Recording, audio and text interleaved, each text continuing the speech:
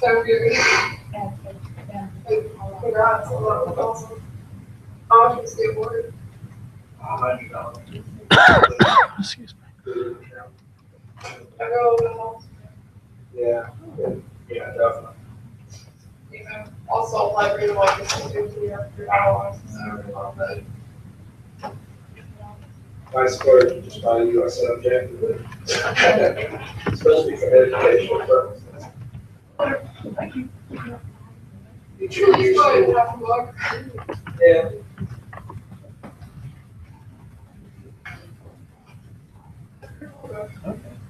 Is there gonna be a local use that?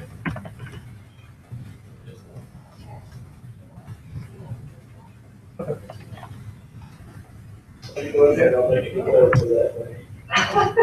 It's all good that. The processing furnace is probably not. Uh, Those are things like, well, action figures, especially got it apart.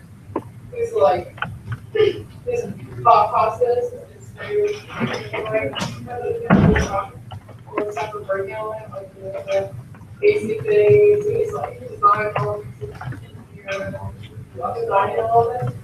And he's like, hey, fix this, nothing, I'm like, hey, like, that's how I find out it's hard.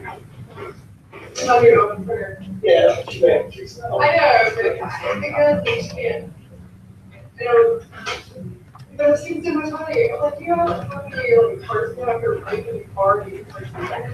Yeah. He said, well, okay. Well, tell them to use porcelain instead of plastic. If you get suggested by the CIA, I tell them. That's all I do. It's CIS movie. Or they like, they figures. They said, All right. whatever. You're trying to raise my time too. I watch it very often, but I saw them normally like, all the time.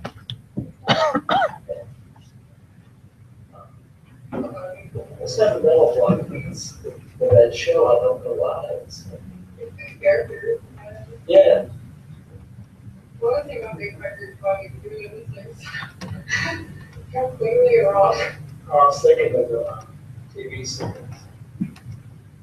Yeah, yeah. The science guys. Yeah, that's what I'm talking about. Yeah. Yeah. Hey, you know what you're talking about. Yeah. The reason the name of big records like Okay, so I trying to get the syntax right for that set null. And it appears that I was able to do it. So the example 3 demonstrates it won't let me close it because it's existing schema lock. Here, let me see. I'll just change the name of it to no data.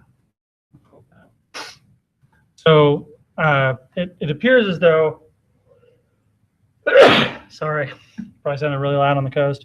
It appears as though you need to actually put the condition at the end of the statement. But it ran through, and this is what the result looks like. If I refresh it, I see that no data is still not working. I did less than 5 and it worked. I just did that. So is it equals maybe? One more try. If this doesn't work, then we'll leave it alone. It looks like for some reason setting it equal to something is causing, yeah. I say less than 0.0001, I'm going to get what I want. Almost. I mean, if there was any vegetation out there, I don't know exactly what I have to do, but for some reason, setting it equal to, asking if it's equal to something isn't working, but asking it if it's almost 0, which is a kind of a hack, a workaround, works. So there's the data. This is actually no data out here. Since it's an integer data set, this actually works exactly like it should. Anyway, sidetrack. I got that working. Whoops. I believe I did it. Let me see. Yeah, so we're live. It's hanging out. Okay. This one might not. Yep. Okay. All right. So let's get started on the lab. So the problem in the lab is a very basic problem. I'm going to go ahead and save this as Raber 1, or sorry, 10 underscore 1. I could do Raber underscore 10 1 for this week. So this week you'll turn in 10 1 and 10 2. All right. So the problem that we have to solve, and I was able to problem that we have to solve, and I was able to put this up on the GitHub. If you go to the GitHub thing, so week 10 here, should be week 10. There we go. Week 10 is that we're going to write a simple script that finds the mean of all the data, either all the precip or all the temp rasters. So you're going to write a script that finds the mean precipitation through the whole year or the mean temperature through the whole year. Either one's fine. Be really fancy. You could make it be a user input, whether or not is the temperature or the precipitation values. So the first problem that we want to solve is capturing those data sets. Okay? And we did cover listing out data sets of different types earlier in the semester, but I'll just show that again really quick. So we want to get all of the data sets. There is a function called list data sets that will give us all the data sets. And we could use that to get the data sets that we want. So let's just show that as a function. I'll put that in my Python because we have to do that. We're going to change our workspace, and we're going to list out all the data sets. In this case, we're asking for feature data sets. We want to change that example. We'll just change this to feature, and we could change the wildcard. The wildcard limits the results returned. If no wildcard is specified, all values are returned. We actually want to find the data sets that start with precipitation. So let's see if we can do that. I think this will work. It'll return anything that starts with PREC. Let's see if it does. But we do need to change this location. So let's change the location to whatever location you're using. You just need to go out to the GDB data set. Okay. So hopefully this will return. I'm going to delete that. Starts with the letter C. We want them to start with PREC. I'll put that. So I'm going to import some ArcPy stuff that I don't actually need I don't actually need these 2 lines yet, but we've got it in there. I'm going to import some ArcPy stuff, and I'm going to set my workspace to be the worldwide data, and I'm going to have it list out all of the data sets that start with PREC and print them. So that's all I'm going to do to start off. Let me arrange my windows in a nice way. And you can see that it's done that. 1, 10, 12, 3, it's got them all there. The problem is that I made all these other data sets that I really don't want, and so I should probably get rid of them. But let's see if it's still holding on to that data set. Nope. Okay. So now I can get rid of these. I can always rerun these later if I want to. Delete all those. Now let's rerun our code, and we should get just the data sets we want. So we want to find the mean precipitation over the entire year. That's what it is. It's pretty straightforward.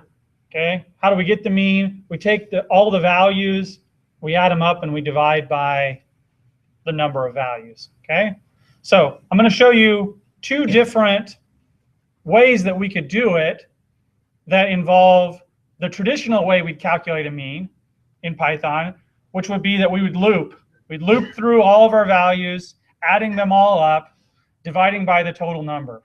Okay. Then I'll show you a way that we could actually use a different tool.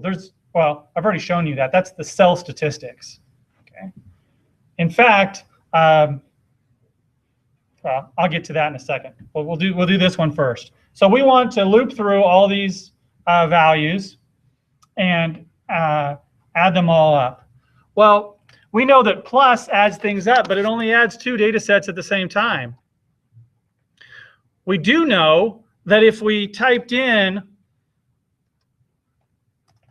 everything, like we could actually say mean equals, data set 1 plus data set 2 plus data set 3 plus data set 4 plus, we have to make all these rasters actually. Raster. We do also know that that will work.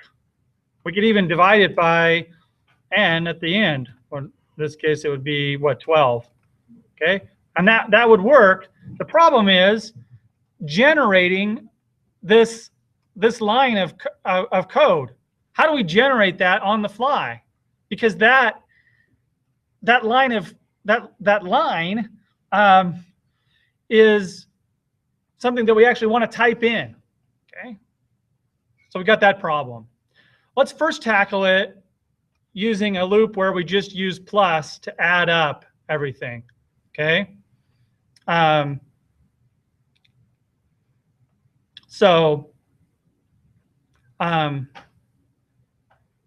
What we need to do is each time through the loop, we need a pair of data sets. Okay, we need the output from the last data set, and we need the new data set. Okay, so we have to set up an initial condition. So we have to set up an initial condition that our first data set is going to be the very first data set in question. So we could do something like this. We could say, let's call this, let's just call this F. No, not F's too long. Let's call it D for data, is equal to data set 0. Okay, that's going to be the very first one.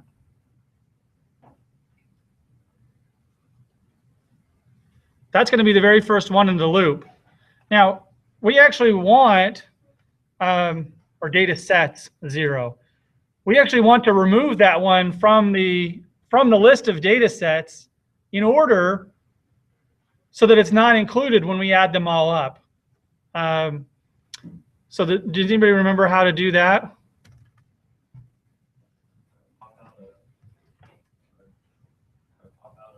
Yeah, so we're going to pop out the very first data set, and it's going to be in there. Okay, so watch this. Print D. Now I'm going to run this, and if you see, it's going to print the exact same thing, assuming pop works. Well, pop doesn't actually require, I don't think pop requires an argument. Well, it might be okay with an argument, but so it's going to pop out the first one, and it prints it first, and then it prints all the rest of the things. So this is, okay, so it does require an argument. Looks like it's going to pop out the very first one, or actually it popped out the last one if I did that. It doesn't really matter, because it doesn't matter if we add them up in a certain order for doing the mean. No. Okay. So we're popping out 1. And that's printing right here. So we could say this is the first one. I might make it a little bit more easy to understand. I'm going to put a quote on the end, and we run that. We'll say okay, and it runs, and that's working. Okay.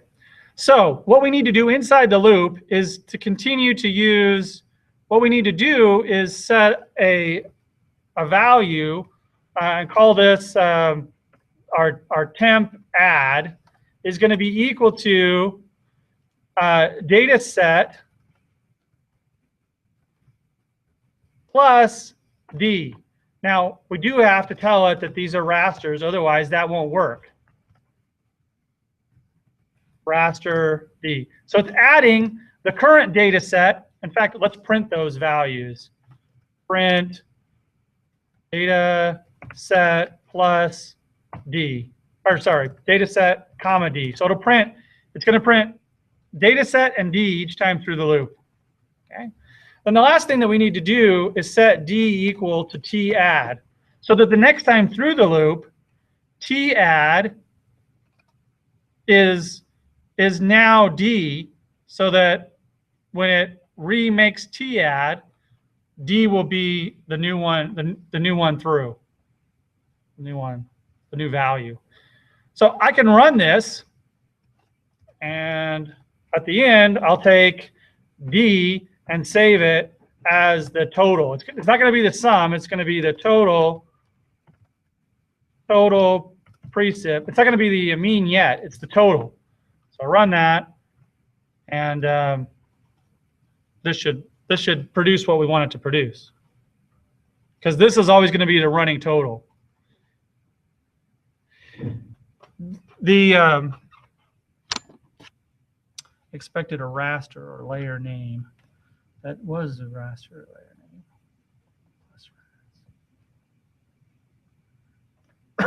Okay.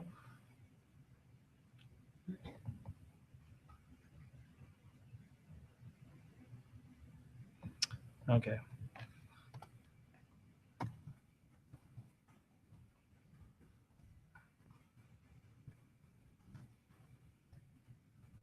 Still not gonna.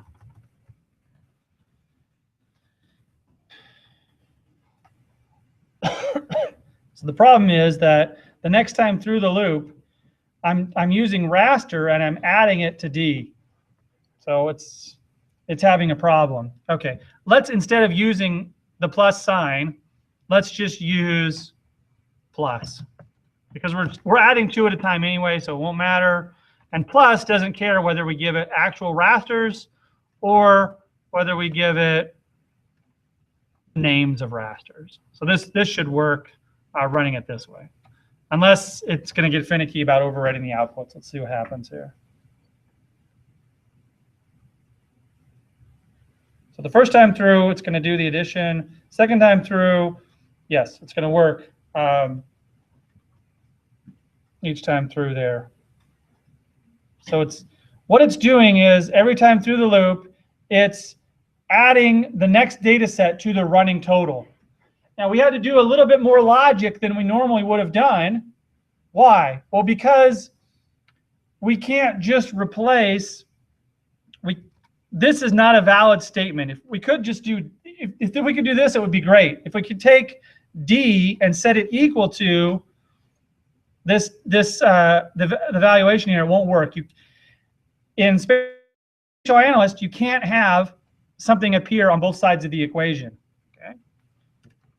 In Python, we could write something like, D equals D plus 1. That will work just fine. It'll evaluate this, then save it out to that.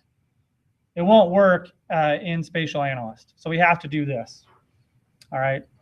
The last thing to do here is actually to say that mean is equal to D divided by, I hope this will work, because it should be, divided by the count. So it'd be the length of data sets plus 1, because we took one of them out at the beginning. So run that, and whoops, we got to save it. Mean.save, and we'll call this mean. PREC. So now I'm going to run this, and I will have calculated the mean value. I would have calculated the mean value like I wanted to. It's going to do the exact same operation. Where you did the plus data set feed, you specify those for rasters and statistics?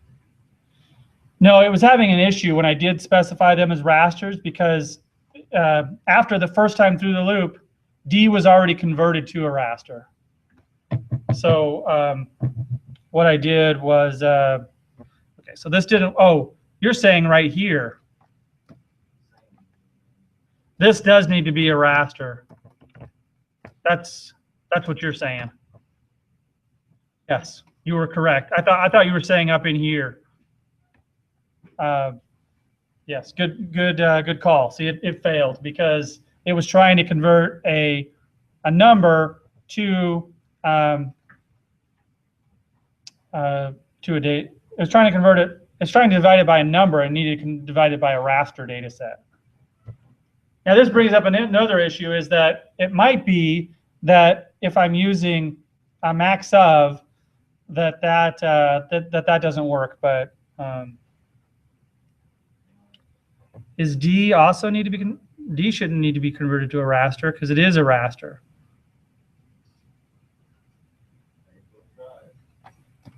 If that doesn't work, It's trying to concatenate data sets in one. Maybe it needs to be raster then data sets. you're right. You're right. Good job.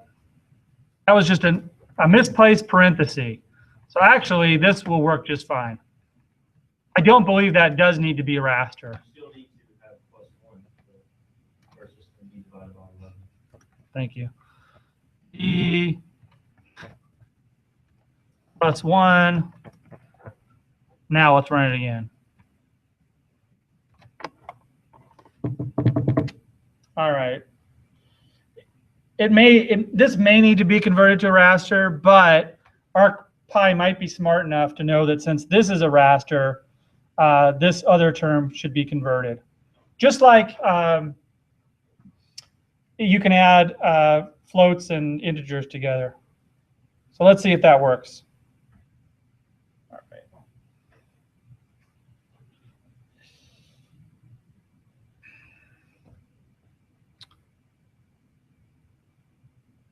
It's telling me I have to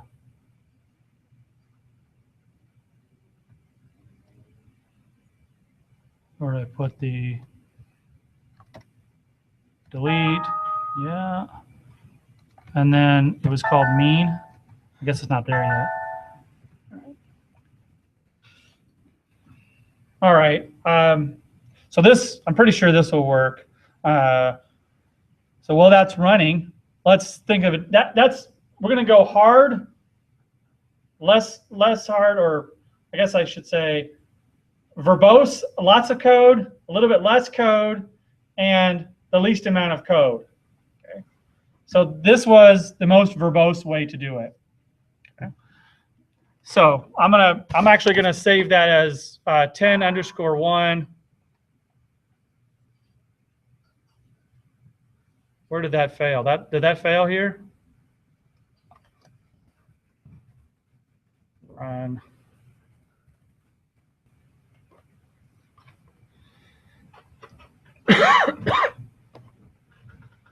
See if it created that data set again. Whoops. I'm going to delete that before it gets back there.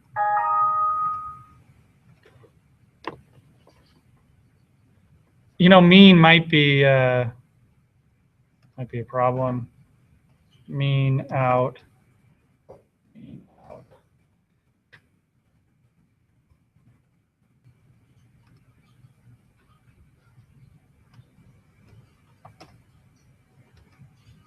Oh, it did produce it. Let's see if it looks right. Does not look right. I'm going to delete it. I'm going to delete this plus RAS. I think that's what's one of the problems. It's creating these temporary data sets. Okay.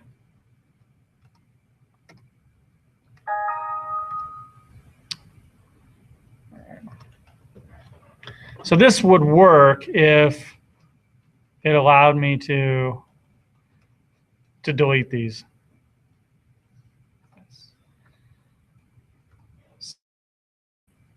I'll delete it. Yeah. Open up ArcPy again. File, recent files, Raber 10.1. Run this guy.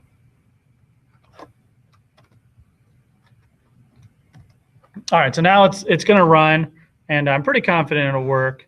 I'm still not sure if this is necessary or not, but it should be able to just ignore that and run.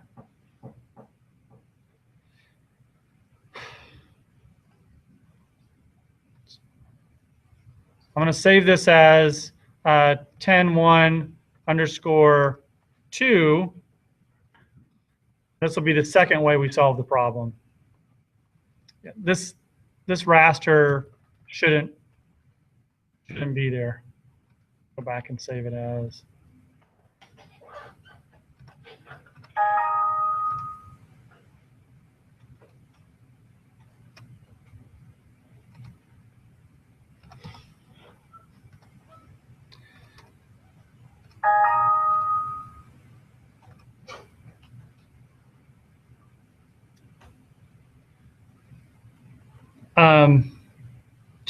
Too bad this takes a little while to run through.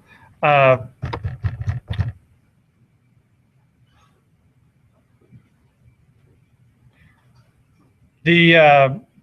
issue that I believe it's having now, if it doesn't work, is that this data set is too small. Like it's not working. So let's set that aside because that's actually the longest way we could write it. So total precipitation is working just fine. The only thing that's failing is the division problem. We're gonna write it in a few different ways. So it's failing on that and not producing a result. So let's go in here and open up the second version and do it in a different way. Okay, so this is the slightly shorter version, and we're going to use the eval statement. Okay, what eval does, if you remember, is that it takes a string that you build and it turns it into Python and tells Python to execute it. So what I'm going to do is modify this code so that instead of doing any of this here, it's going to take the data and it's going to evaluate. It's going to create its own string of adding everything together.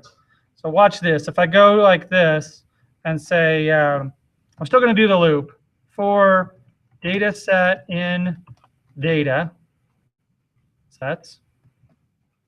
And then I'm going to create a variable called all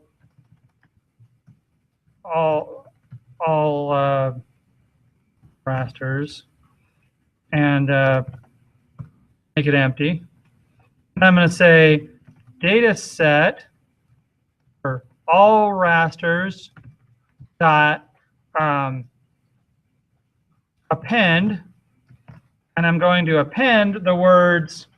I'm going to append the word raster because I have to convert it into a raster, and give it the name of the data set. The name of the data set, actually going to put an R there, plus the name of the data set, which is data set, plus a little quote and a parenthesis quote. All right, you may be saying, well, what's that doing? Sometimes it's easier to actually visualize that. So I'm going to say print all rasters here. Okay. So It's running through, and notice that what it's printed out is raster parenthesis R. The R doesn't really need to be here since these data sets don't have slashes in it, but it's not going to hurt anything. So it's printing out the word raster. Now watch what happens if I use this command.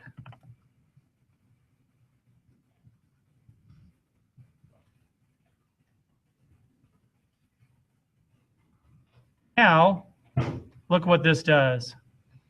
I'm going to get a string that looks like it's going to have all the raster R plus raster R10 plus raster R11. This is something that I could put right in Python and execute it, and it would work. And so what I want to do is say, you know, sum or S is equal to eval, and I want to evaluate that code. I should save it. S.save, and I'm going to call this something slightly different. I'll call it sum precip. Is that there? And then now I'll be able to save that and see the sum. So I'll run this, and this should do the exact same thing. It adds up all of the data sets. And I did say I wanted the mean. So I need to do one more thing.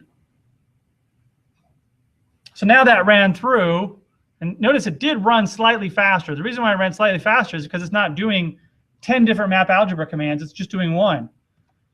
So here's the, that's the total. That should be about the same. That's the one I created from the first example. That should be about the same as the sum precip. Should have the same values. So there's the sum precipitation. There's the total precipitation data sets. Okay. So if I want the mean, all I have to do is instead of this, I can add around the outside my values and say divided by plus, now I don't have to say plus 1, I just want the length of either data sets or all rasters. The length. And I got to convert that into a string. Don't convert it into a string, it will it'll fail. So I'm gonna print this statement. So,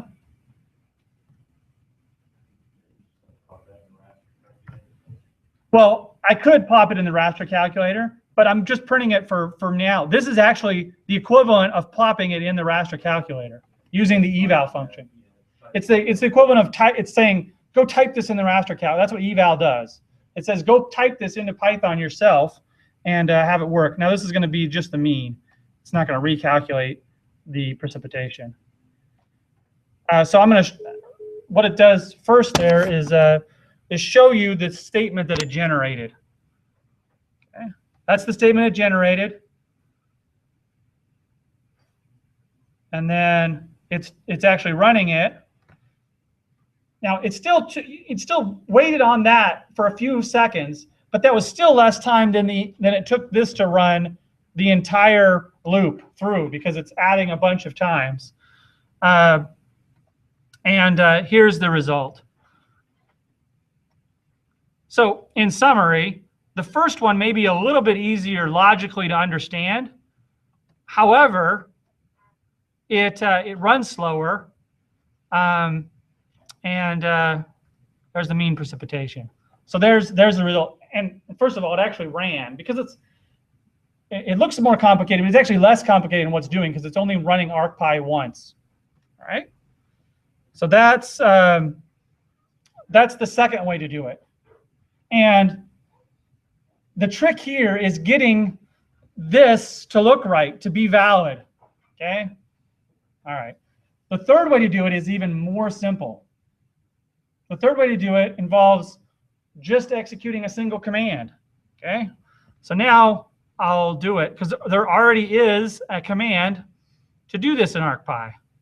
Okay, the only reason why I'm taking you through this journey is to help you understand that there's different ways to solve a problem, and sometimes we overthink things. Like the first example would be an example of overthinking something and trying to do it in a loop when there's a tool that does that. Okay, so the tool that does this is actually called cell statistics. We used it earlier. Here's the help. So if I type in cell statistics, spatial analyst, cell statistics will give me the mean value, if I ask for it, of a bunch of grids. And in fact, I can supply those grids as a list.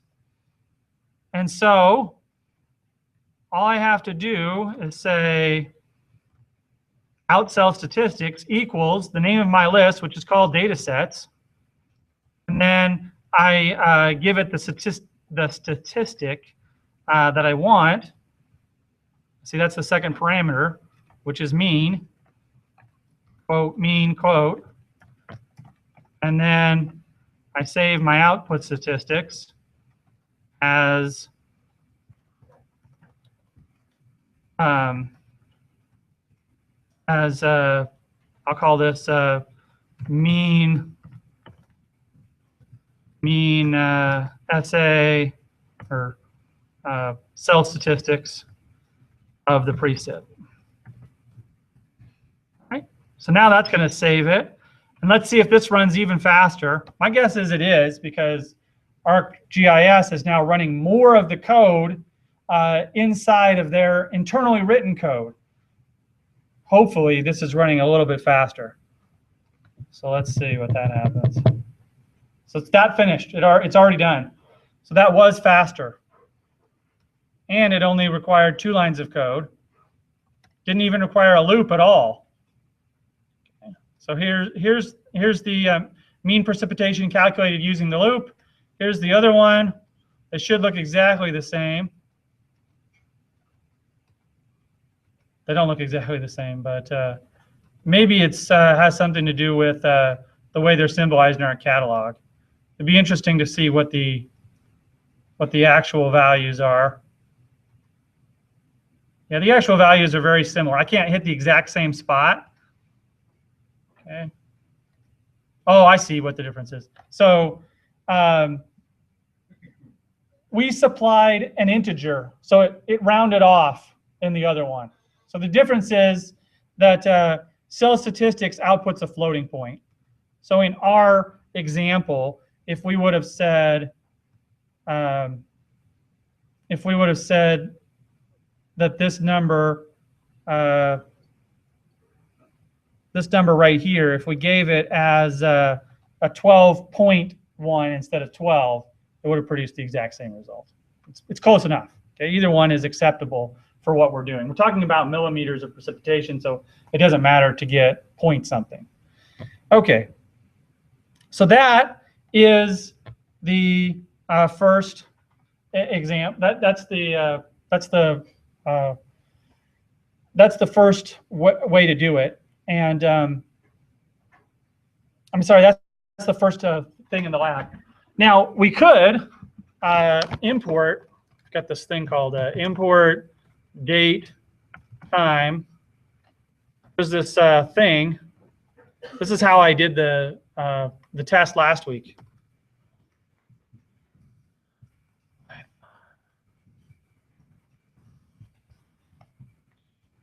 This is just kind of an interesting side note here.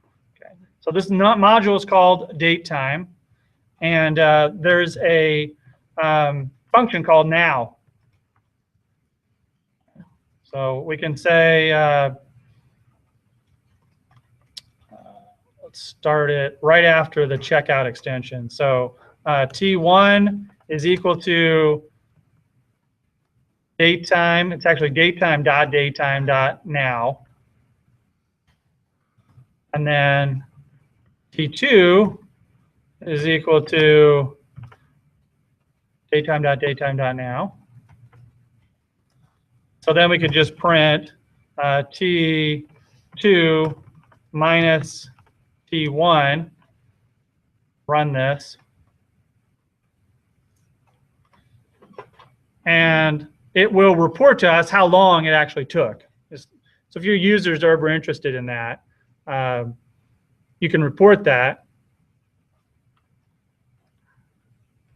I got to turn my override outputs off or just delete them. Precipitation, delete this. Yep. Okay. So now we'll run it again.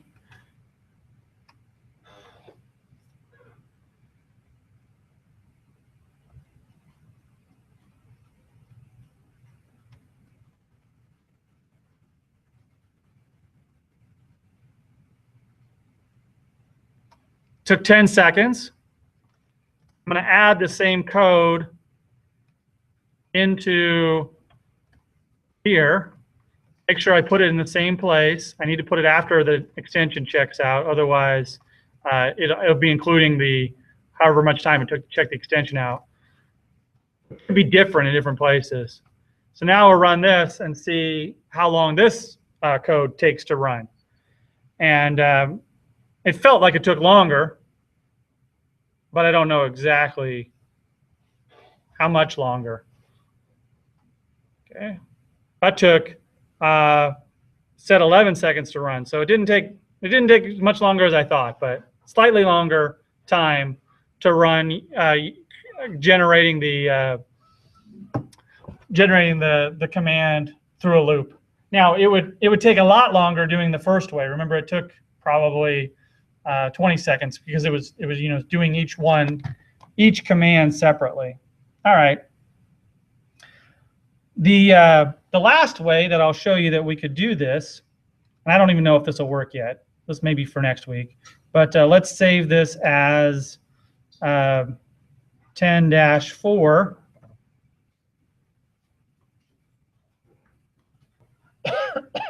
Actually, what I'm going to do is save. Yeah, actually, let's say that I was going to do it using NumPy, but let's just save that for next week because that's one of the topics that I plan to cover next week. And what I want to do is do it in NumPy and see if it goes even faster, which is what it should do. It should go slightly faster when it's accessing those data as primary resources.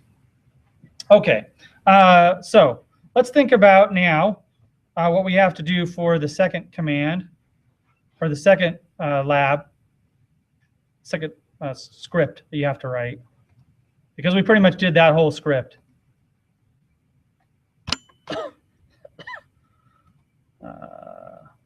There it is. Okay, so your second script, you're going to write a script that does the following. Similar to what we've just done, using that datasets function, you're going to take each of the shape files that's in this directory here. It's in the root here. There's three. Where do they go? Oh, it's in this one. There's three shape files that are called risk, that start off with risk. I actually put a capital risk. It's actually a lowercase risk. So there's this one, there's this one, and there's this one. There's those three data sets. Okay? You're going to take each one of those data sets and then inside of a loop, and you can either write it inside of a loop the first way we did it, or you can write it inside the loop the second way we did it. Either way. It may be easier to do it the first way first and look at your results and see that, make sure it's doing it right. Okay?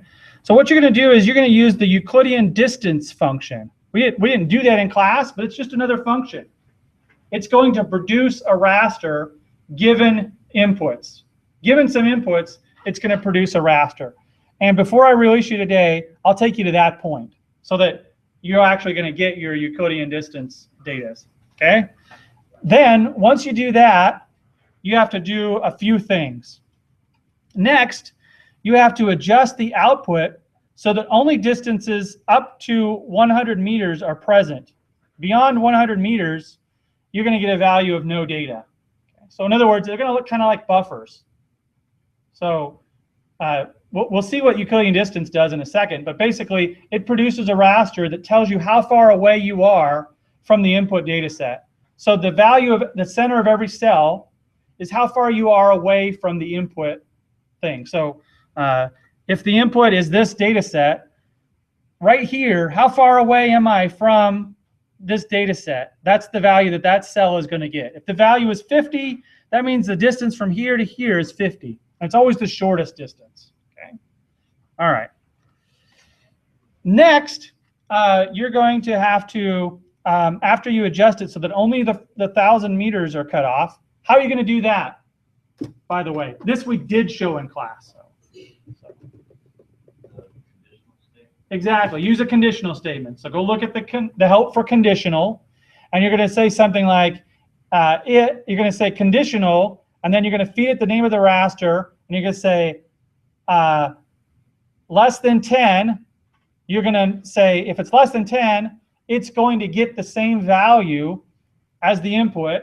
If it's not less than 10, then you need to assign it a no data, or a 0 probably would work, but you need to assign it a different value. Yep. In fact, you could use the set null, the one I showed you, and the set null would work the way that I demonstrated right when we got back, because it's a less than sign. We're not saying equal, we're saying less than. Okay, so it would work. For some reason, it's having a problem when it's setting it actually equal to. Less than, it's going to work. Okay, adjust. Then after that, you're going to reverse the values in the data set so that the values start at 100. I mean, start at 1,000 and end at 0. Okay. So if you look at the outputs, and we'll get to this point, the values are going to start at 0, meaning I'm 0 distance away from sugarcane in this case, or small scale agriculture. All the values in here will be 0. Right at the edge, they'll start going up. 1, 2, 3, 4, 5, 6, 7, 8, 9, 10 as I go away. You're going to reverse those so that it's 1,000 here, and it goes down to 0 out here. It's telling you the opposite of how it's inverse distance. Okay, and then finally, you're going to add up each of those data sets. This is where it's going to get tricky. When you add up the data sets, your no data values will still be no data unless you change them. So you need to, that's where you need to run that line of code that I showed you, where you convert your no data values back to 0 before you do the addition. And the other trick is that you're going to have to change the processing extent to the maximum of the inputs. Okay. All right, so I told you I'd take you at least to this part. So let's do that really quick. So this one should actually work. I can say file, save as, and I'm just going to call this Raber underscore 10 underscore 2, or yeah, 2, because this will be the second one. And I'm going to delete, I'll leave in the stuff about calculating the time. And I'm going to delete all this. And instead of saying PREC, I want the ones that start with risk. And I need to change the working directory to this. This is the working directory. In fact, I can just take out this information. So that's what it should look like. And that will, I'll just say for data set in data sets, print data set. That's going to print out each of the data sets that starts with risk. Let's just make sure that works. And I'll move this over. Whoops. I thought hopefully I don't run out of batteries soon.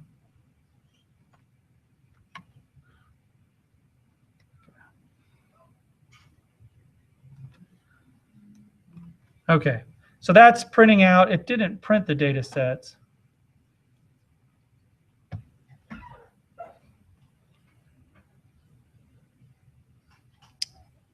This is the data set. This is the directory, right? Let me just see if this works. Trying to get the data sets in that directory.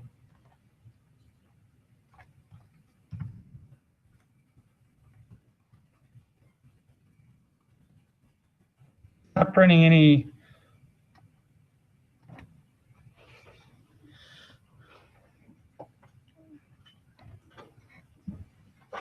It's saying that it's empty.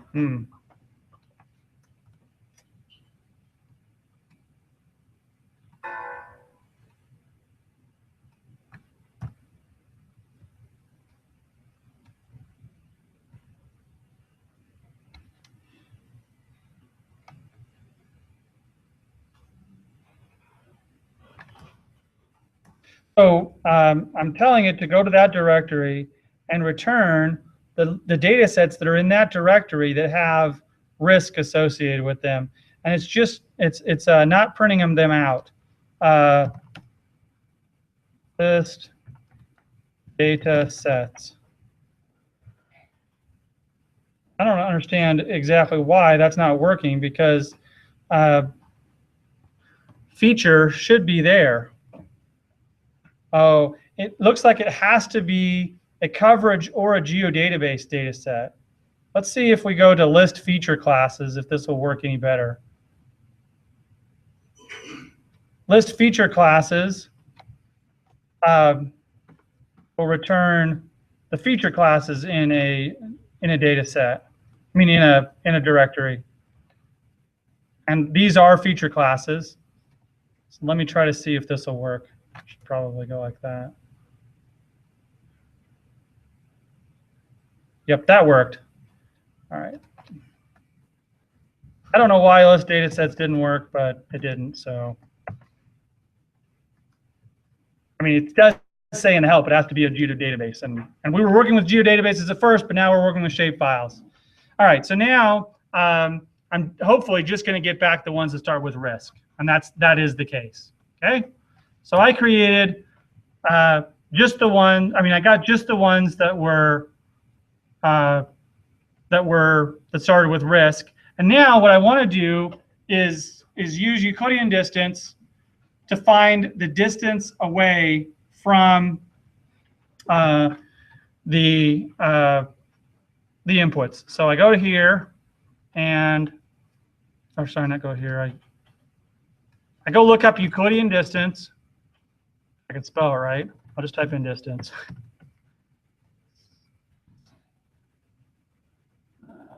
Nope. More. Okay. I'm going to have to try my hand at.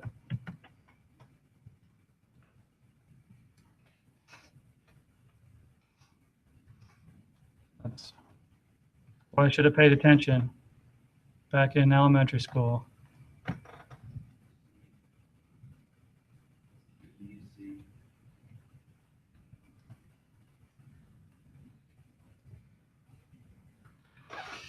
All right, Euclidean distance, spatial analyst. So this is the Euclidean distance tool. And we want to do our Euclidean distance. And notice that it needs a shapefile. Then it needs the maximum distance. And really, we could actually just put 1,000 there, and then it would do what we want it to do. So let's go ahead and do that. The other options are the cell size, the output direction. We're not going to worry about that for now. We're just going to do the name of the data set. We'll say Euclidean distance. The name of the data set is actually going to be this data set. And then we only want to go out 1,000 meters. So we don't actually have to do that first conditional statement. We still have to do the conditional statement at the end, but we don't have to do the first one. Okay, so the Euclidean distance, we want to save that so you can see it. So we'll call this ed equals Euc distance, and then say ed.save. The problem here is if we save it, it's going to be called something. It's going to be called the same thing each time through the loop. All right. So we have to come up with a name. C equals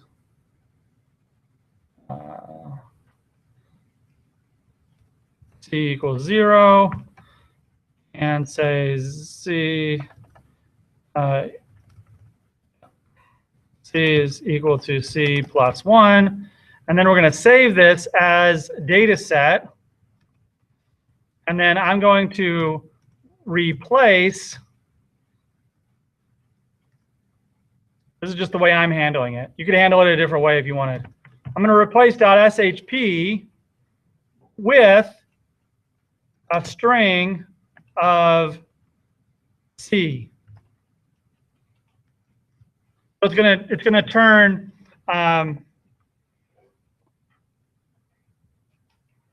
gonna turn risk ag small scale into risk ag small scale. Actually, I don't really need to do that. I could just replace I could just replace it with .img. And that would turn it into a raster data set. Okay, so I don't really need to do this C. I was thinking that I was going to call it data set 1, data set 2, data set 3, but I'm just going to call it .img, and I think it'll work, or .tif. Let's run this and see if it works. Invalid syntax. Oh, I forgot a parenthesis. See that? Because I opened it, open it, closed, closed. All right.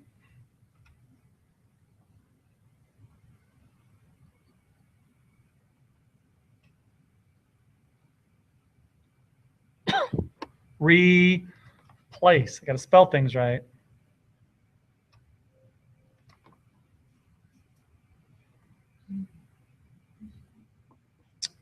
All right.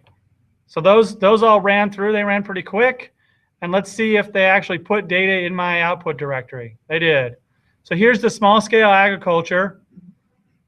And these are the values as we get out. Here it's going to be no data. And as I get close to 1,000, I'm going to have a value that's close to 1,000. Okay. Here is the sugarcane. Okay. Same thing. Out here, I got a no data somewhere. Maybe I don't have no data. And as I move in, I get a value of that tells me how far away from the sugarcane area I'm in. And when I'm inside the sugarcane area, I get a value of 0.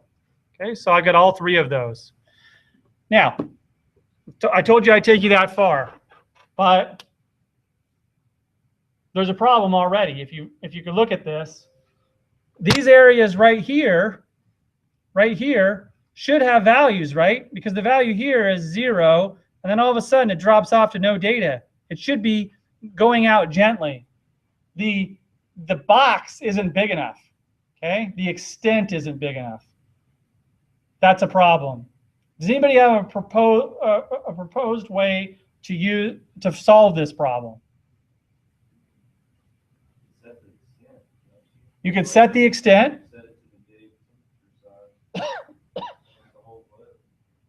Well, you can set it to the whole globe, but that would be excessive, right?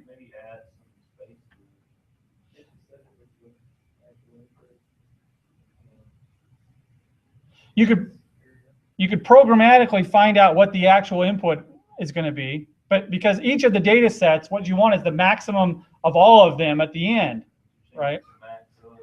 Well, it is already max of, but because we've run just this command right here, we ran just this command, okay? The maximum, there's only one data set going in, so the maximum is 1,000. What we really need is for each of those to be 1,000 meters beyond their extent, okay? You could program that in, that might be a little difficult. But this is actually one reason that I included this data set here. It's called watershed. It's the extent of the entire area, okay? So if you use that as the processing extent, in other words, if you set that as your processing extent, everything will work out. And we already demonstrated how to do that, but I'll leave today's lecture on that note. So what I'm going to do is didn't delete it. Close all of those. Delete this guy. Yep. So I'm going to take this watershed data. I'm going to copy the path, open IDLE back up, open the 10.2, move it over, move this over, and I'm going to set the extent to be the extent of that directory, and that's really easy. So I just go arcpy.env.extent and set it equal to that shapefile. I didn't mean to say directory. Okay. So now the extent will be that watershed, which is the entire area. So I run this, and you'll see that the problem gets solved. Okay. Because now the extent is the same all 3 times through the loop, and the extent is larger than any of those data sets. So it ran through, and we're going to run or refresh, and we can see that data, we get no data is way out here because we're the full extent. This one, likewise, and finally this one. And you do still get a little bit of cutoff up here, but since that's outside the study area anyway, it doesn't matter. Okay, what we're saying is we're defining the study area. We're saying we don't care what the values are outside the study area, but we still want to know what those values are inside the study area. So we do need those on the other 2. Okay, so all you have to do now is to complete this lab.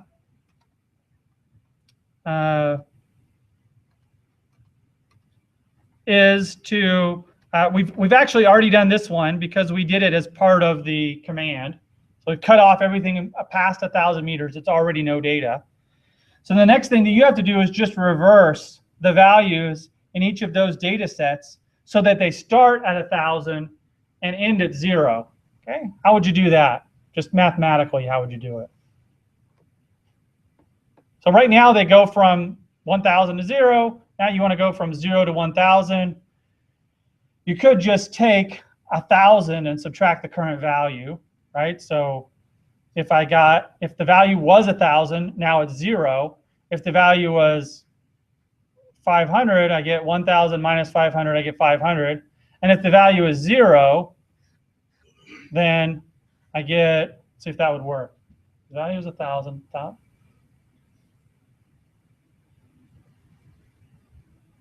Yeah, I think that's going to work. So if the value was 1,000 and I subtract 1,000, I get 0. Okay, and if the value was 0 and I take 1,000 and minus it, I get 1,000. So that's the equation that you need to use. Okay. So this is the value in your current raster. So you need to do, that's not going to work obviously, but you need to do that. 1,000 minus the current value in the raster to invert them. Okay, then all you have to do is add all those up. So really, there's only a few ways to do it. Now you can do it. There's only a few things to do. You can use the eval statement. So you could modify the code that I've written up to this point. And modify that code so that it creates a single statement that it sends and does at the same time. And what you could do is to print that statement first and make sure it looks right. Once it looks right, try running eval on it. Or you could run them in the loop like we did the first time. Whichever one makes more sense to you is what I would do. Okay. All right. Does anybody have any questions? So there's 2 other things that you have to do on that lab, and they're listed on that page. I just bit my lip too. Starting to bleed. Okay. So reverse those values, and then add them up and save the data set. So your total is, you're going to have the total. And if you get something where most of your values are no data, you've got a problem. Okay, that's that means that you didn't run the the thing that turned no data into 0. By the way, I do it in that order. First, I would reverse the values, then turn no data into 0. Because if you do it the other way around, you're going to reverse the values that were 1,000, and you're going to turn them into you're going to turn those zeros that were way out there into thousands, and they shouldn't be thousands. They're too far out. So do it in the same order that's listed in the lab. First reverse, then convert no data, then add them all up. Okay. All right. Any questions on that? Send that in. You'd be all set. I think we'll end there.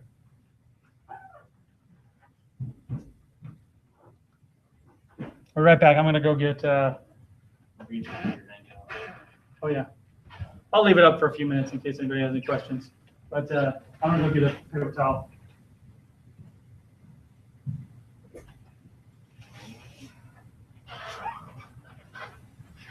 How you going? Head out.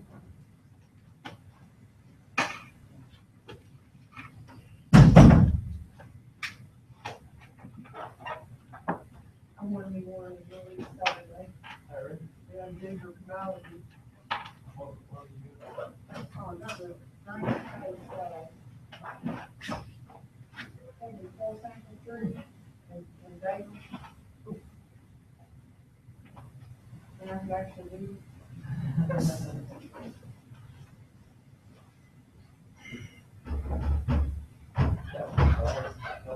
Yeah, I got the pot belly one. I like it.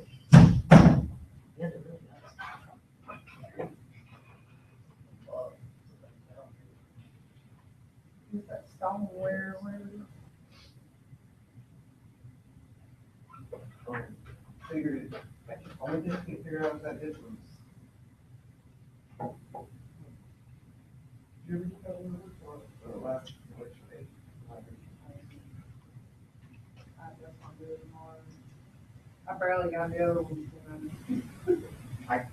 The only thing I can add now is I could delete through one portion, but you know what? It's not, I have to make a list and then read through that list. I don't feel like doing all that. But I got it to work a lot neater than it was before. So, what are y'all doing? I know you gotta do something more expensive for the school thing, For what? for our final project. It's due like, we ain't got this few weeks, I think, man, I'm like, oh, Lord. I'm gonna do, listen, the presentation's in 4 weeks, but I think our paper's due like another week after that. Yeah, I'm the graduate student. I'm gonna do the same thing, just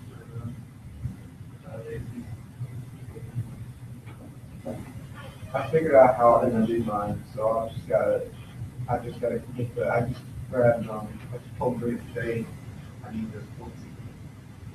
So we're gonna get this point. Yeah, that was Oh, I'm in it right now.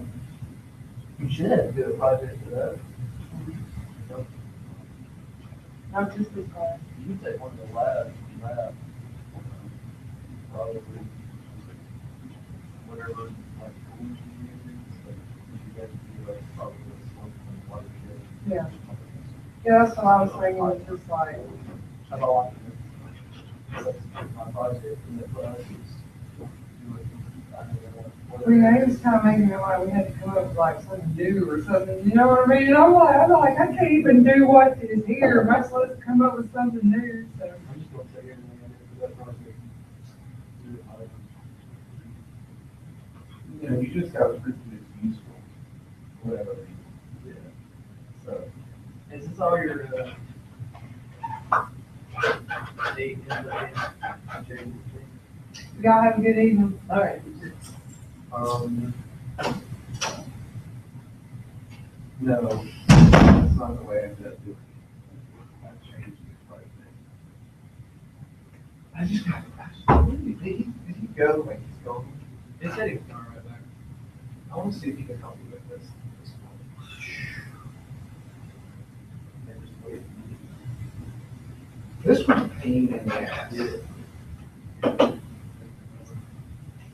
It's like that, except for what I did is I made some new files and I did an insert cursor on those new files at the same time this thing is running. So that I could do that, and I had to make sure that each one of those files had all of the same fields available. So that kind of confusing, because that was my thing, is I was making this, and then I was like, update the row, but I didn't want to just update that one row, I wanted to make other files. So you have one that has this, like 1275 circle, and then one that has the difference. So if you just do it like that, and you're just gonna keep overwriting it. Or you'd have to lead through it again, which is what I did at first, lead through it again, and that was a pain in the ass. And you had so much extra code. But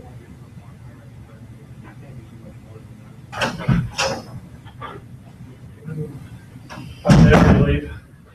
I think that was right. Hey, I'll just record this on the video.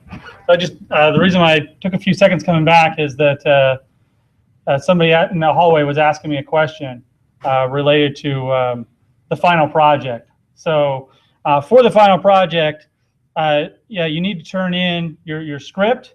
You need to turn in the data that you used to run it, and if it's large, too large, then you could like make it smaller, like subset out something, or make arrangements to give me that data in some other way. So you got the data and the script, and I want a picture of the output. And then if you're an undergraduate, it's like 2 paragraphs write up why the tool or why the script is cool, what it does. If you're a graduate student, what did I say, like 5 pages or something? I think it's on there. It's a little bit more involved. I know both of you are graduate students. Nobody on the coast is graduate students though, so it's two paragraphs. And what I'm looking for there is a description of what the tool does, the inputs and the outputs, why it does what it does. I'm not looking for something that is definitely not any more difficult than any of the labs. I know I started out with the lab on the TAS zones was probably too intense for a single lab. That probably should have been broken out into a couple of labs. I'm not looking for anything like that. Okay, more of a level of effort on some of these other labs that we've done that do something simple, that run a tool or two, and that I'm pretty sure that in the requirements I listed that your tool has to involve. Let's see if I did that.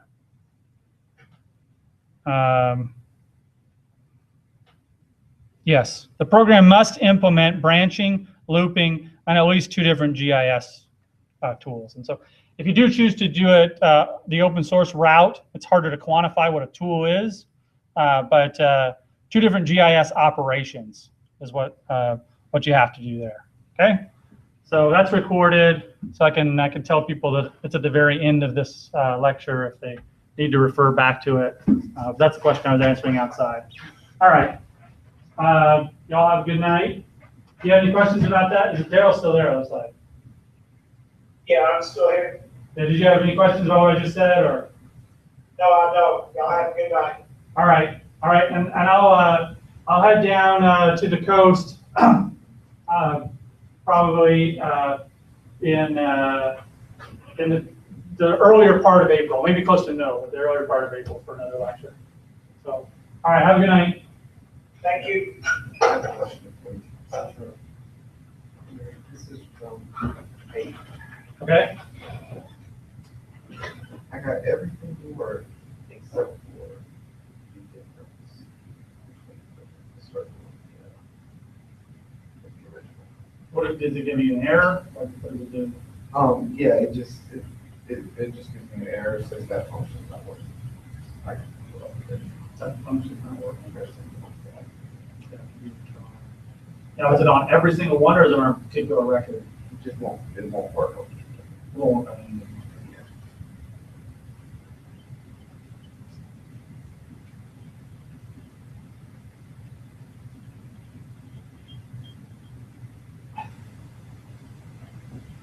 All right, that's Oh, a different error, but that's wrong error. yeah, that's the thing about it.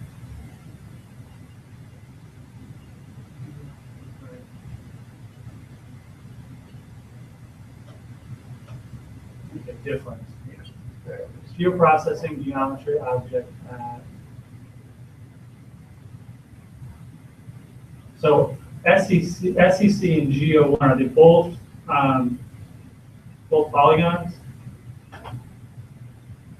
Yeah, consistency is the buffer object, Okay. and then GO1 is what the main computer. Okay, that is a buffer. So I'm gonna try one.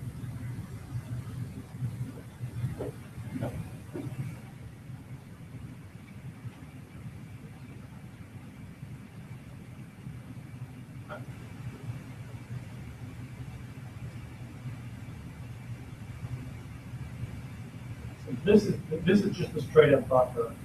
And this SEC is which one? The circle. Smallest one. Okay, the smallest signal spreading circle.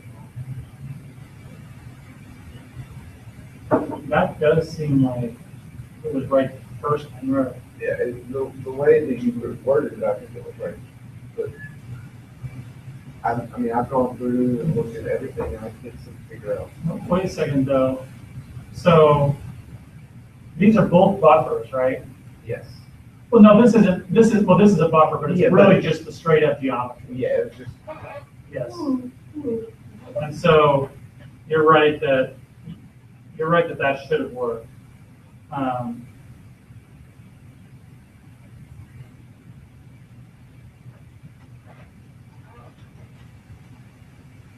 Or at least that's my understanding. yeah, I mean, I went through and looked at it, and hardly anybody had the same problem.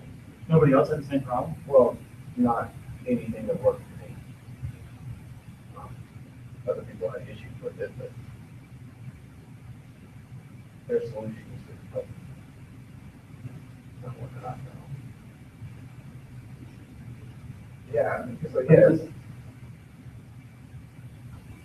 I'm just gonna see if it does that. Because maybe it's just a problem like that.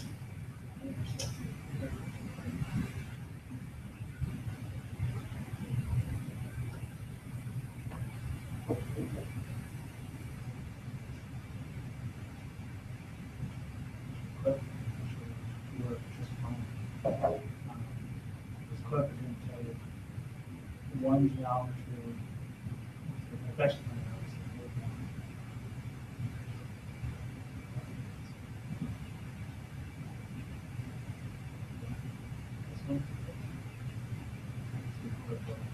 clip would create an empty geometry.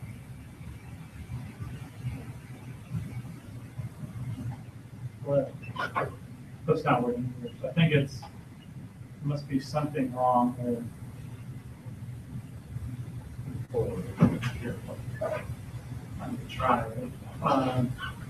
Eliminate a few more things first. So, did you try saving out the SEC to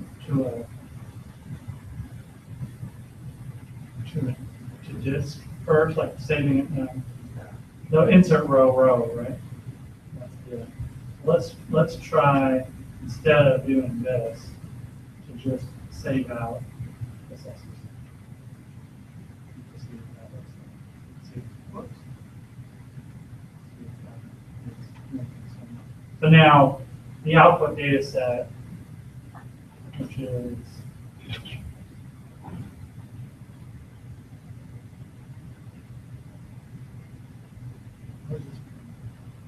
oh, this is just from the first part? Yeah, you know, I never deleted the work part. It's, right now, right here. Why is it printing did not work? I don't see a try to. Yeah, I can just never. Well, it's just printing up first. Yeah. Yeah, okay, cool. And so now you made this data set smaller, it looks like, it's not printing every single record. No, not, I did like, Cool, that's good. because it was, Taking forever. yeah. So where is this data set on this? It is the.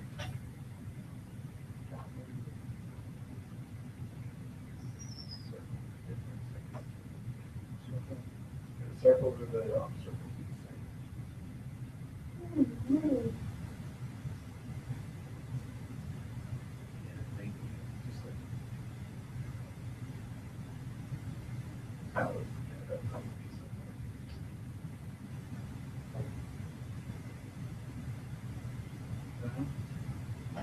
Making that.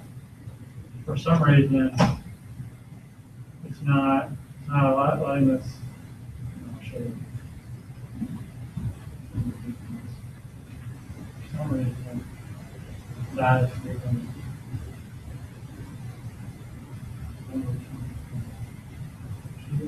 The geo buffer, we took points, get points.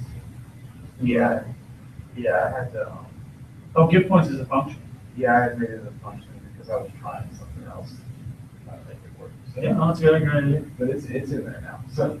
And that's that- working fine. That is working because otherwise it wouldn't be the, All of this is working like if everything else worked, you look at the circle, you look at everything just works out fine. yeah, that's, Something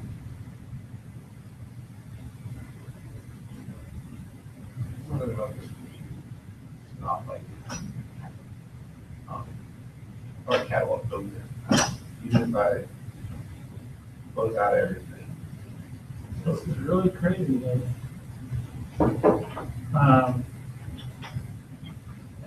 It just doesn't seem like it wants to do that. But it seems like the problem is actually inside of that Python code. It's not hard, and that's USRI's code.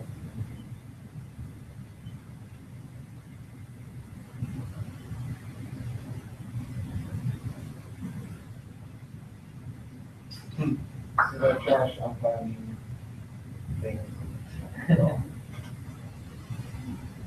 Yeah, I've been asking everyone else if they've gotten it, but no one else can tell me. So this one looks like it should work. Where do you put the inputs in? These are your inputs? Well, this is the, I guess the original input, and then this is one where I make a copy of it. That goes there. And these are the other two I made good feature classes, and then giving them all of the, field type of the back.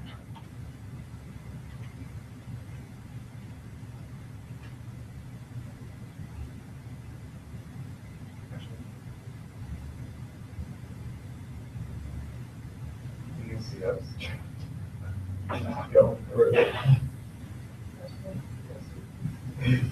We were heading that way.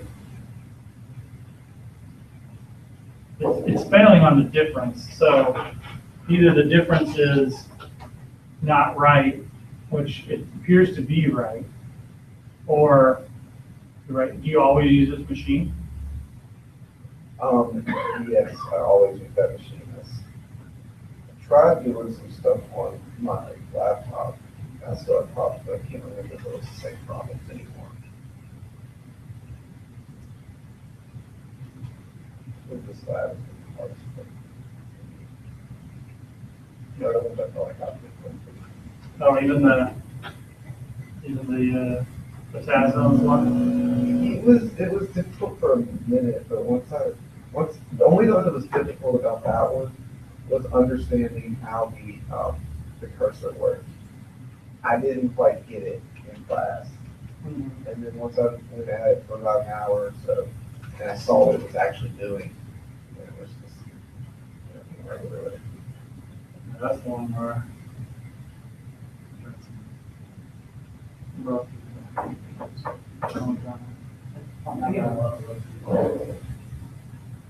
All right, So, This one, I had issues where, like, now when I'm like inserting cursor and doing all this, like, I couldn't figure out, like, couldn't wrap my brain around what I was trying to do. So I was like I was running this code like 3 times to redo it to make each one. Like, I couldn't figure out how I could root through one and then still make each separate file, make each shape file. It took me a while to think about it and figure it out. And that was the hardest part about it.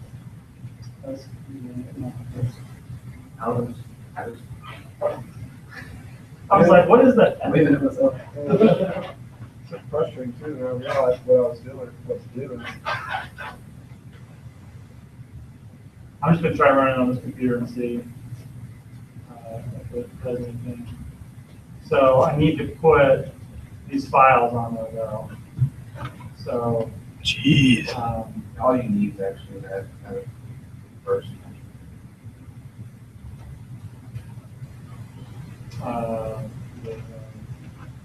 Take these files.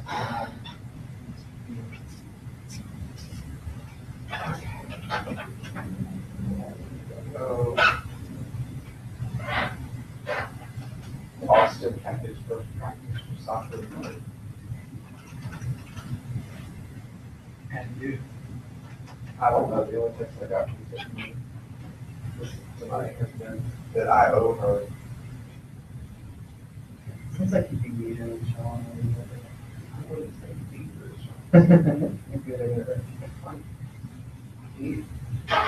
No, Which week was it? 8, 7? Austin, mommy.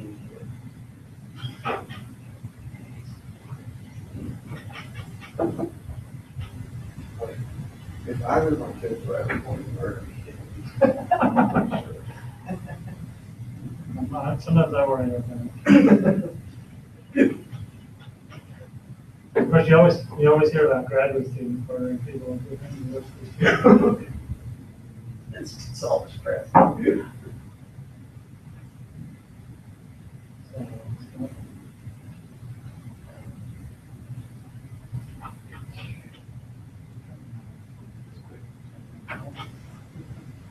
mean,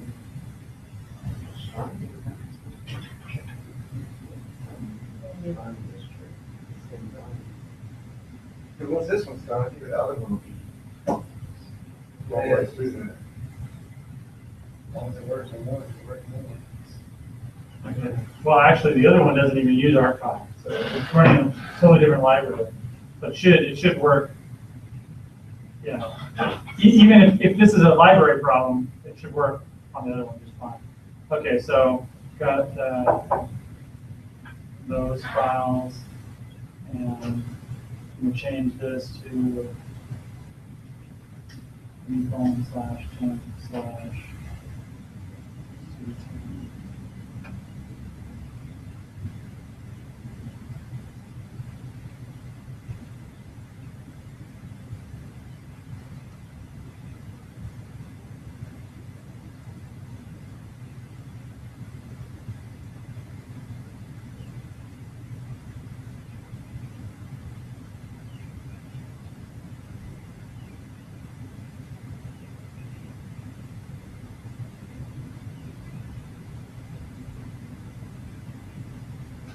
Should be at least.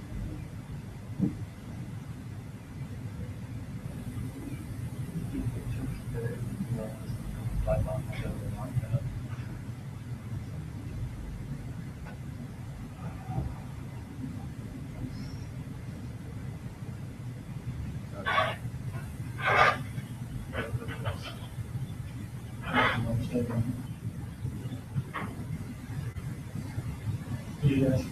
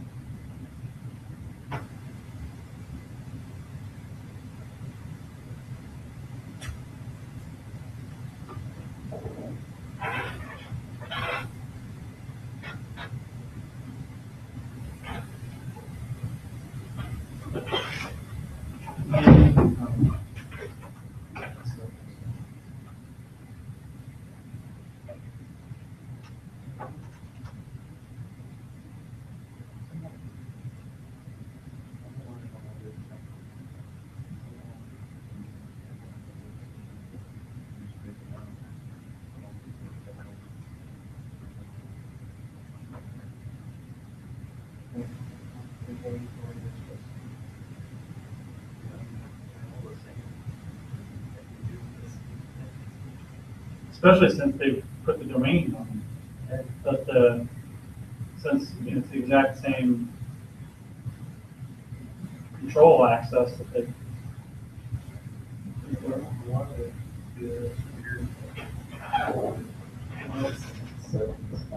Difference is still.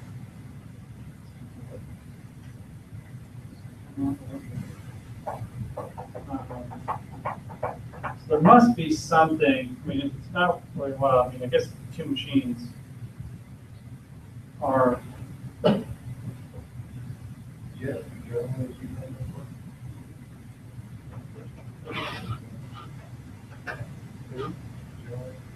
Oh, I didn't ask. Now your your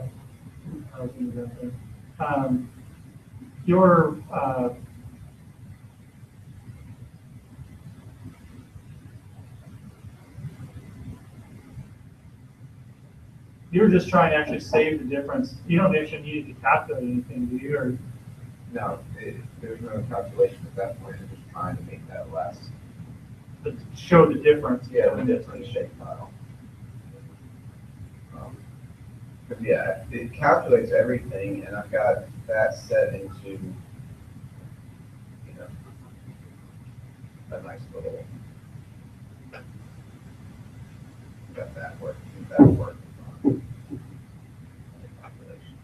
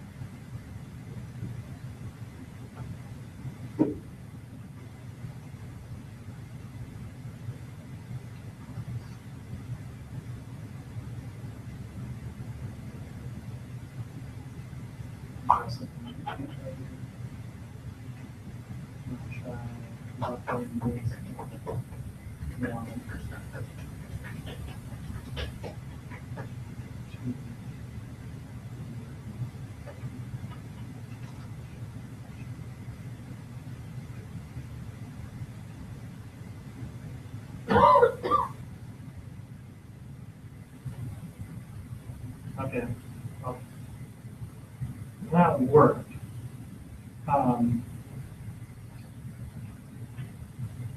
So what I did was I buffered geometry 1 and geometry 2 in 2 different ways. I took the difference, and that worked, which leads me to believe that there's something, CP equals arc pi, that should be a point geometry. Arc pi point, I mean, this is pretty much what I wonder if we already tried this where we said SEC. We already did that, right? Yeah. And that worked.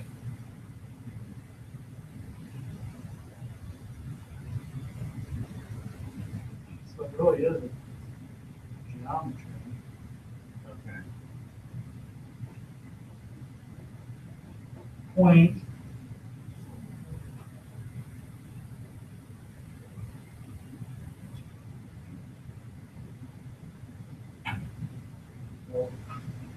Now, Can't we just, if we, what is this doing here? Arc pi dot point. That's giving you a point at a location, right? that's to get the point, and then, we use that point to buffer. I mean, I guess. And this to buffer it. That's right. Yeah. And I guess that's, I guess we could try to maybe buffer the SCC like the GHY. We are buffered. No, I guess you're right, it's already been built, it is buffer. So,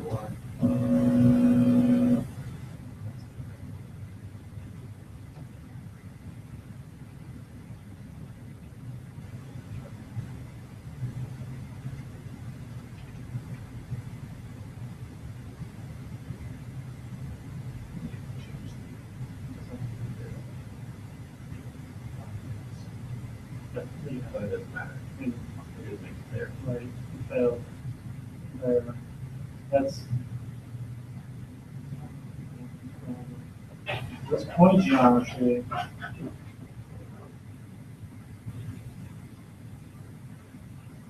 Well, let's see if it, because this is a point. Let's see if we, I'm sorry. Let's see if we just feed it the point itself. Of course, we might have told it it was a polygon. I didn't know what it was. Oh,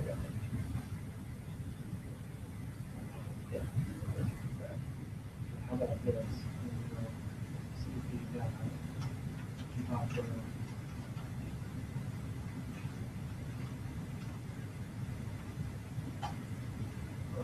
Ourselves.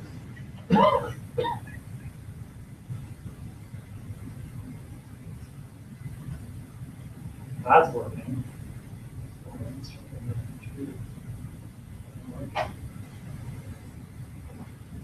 That's still a number. Oh, well, we still didn't. Did it work when we gave it SEC? That worked, right? Yes, that's gonna work. Okay. Let's see what happens if we go.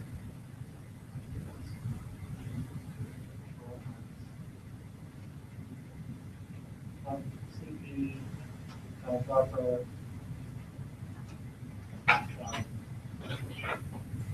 So now it's just.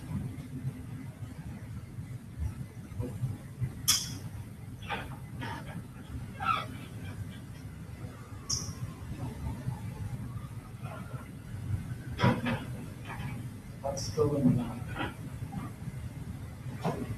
It's really, really strange that, because we buffered this one larger and took the difference, and that did work. Yeah. So like if I take, I just change this to geo buffer 1, that worked. So for some reason, this geometry doesn't like to get buffered, or it doesn't produce something valid after it's buffered. Even if we change this to 1,000. That's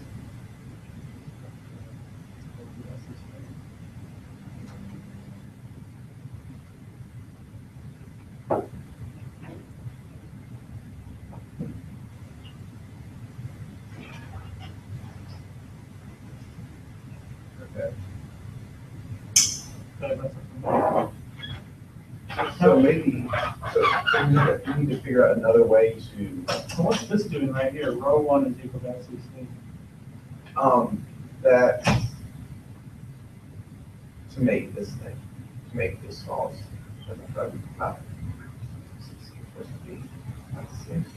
Well, this is actually being done.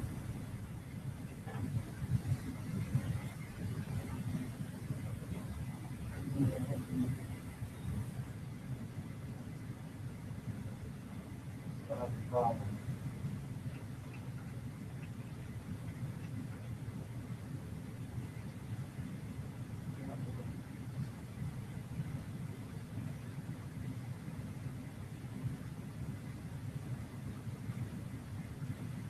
That's a mistake, I just gotta fix that.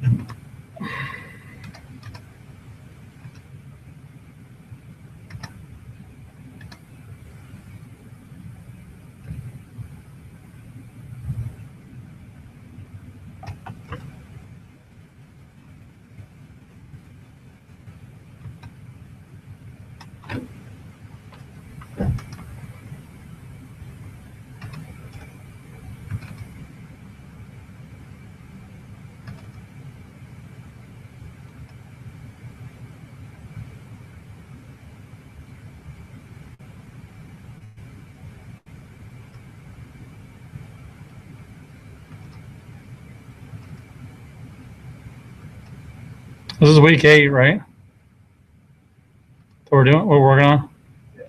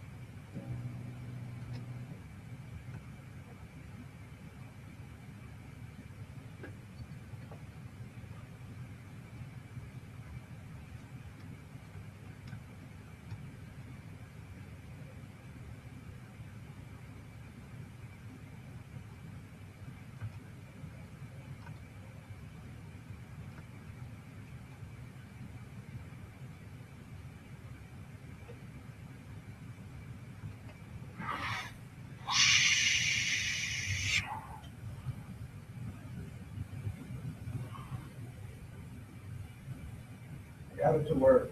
What'd you do? Put a spatial reference on the point geometry. What spatial reference did you give it? I just put the original boundary file or city file. So like right here, you put a comma and then put a spatial reference in? Yeah, right after that circle, that's one.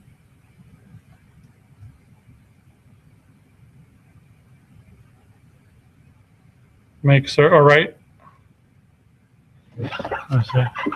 That's what I thought it was, but when I actually tried asking what the spatial reference was, and it said undefined, so. Oh, you gave it the path? Yeah. Because that's the spatial reference? And And it worked? There is, it seems like there's some weird stuff going on with it because some of my smallest circumscribing circles are too big. And that's got to be with that other program, the other function you already have before. Right. Yeah, that's probably not a I literally just found that off the internet. Some of them came out weird, so it gives a weird output.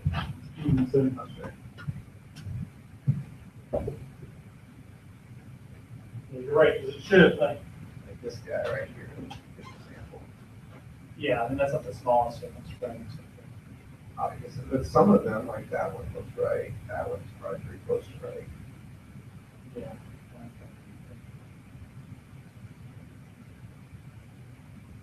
Most of them look about right. But when you get Zoom in now. random ones like this, it's going on there. Yeah, you can make it much smaller. So I don't really understand why, but everything is working now. Yeah. All right, great. Okay, yeah, what I did before, I actually put the SCC there. It was supposed to have the radius button there. That was the one we were supposed to have circled. Make another output of the circle with the same, the same area as the original. So I just put the wrong thing there. Okay, Okay. good. I'm glad that we figured that out. Yeah. Jeez. Gives you a headache sometimes.